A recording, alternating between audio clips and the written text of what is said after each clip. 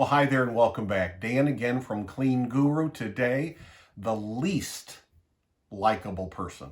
Yeah, not the most popular, not the most likable, the least likable person. Now, we should say before we even start, I'm not talking about someone who's having a cleaning issue or a disciplinary issue.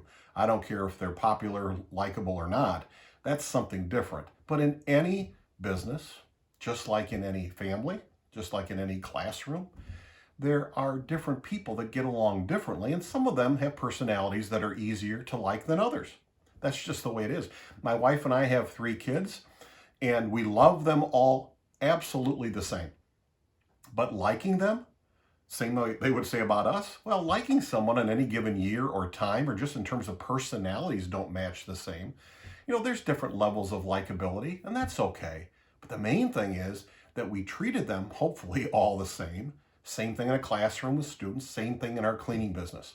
Because if we treat them right, if there's a problem, they make sure they get the same disciplinary steps as everybody else. We make sure that we don't talk about them behind their back or make fun of them around other employees. Don't make jokes about them, that kind of thing.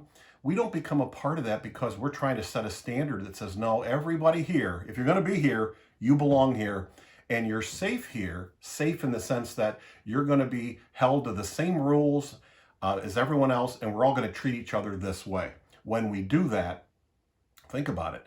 There's all kinds of employees in a business. From the one who knows maybe they're the most popular to others that maybe don't know. Everybody, though, looks and says, well, I don't know where I fall in the pecking order of this, but I'm okay here because they show respect to everybody. So it's a great thing for us to remember to try to always do. Till next time, remember, you can do this. You really can.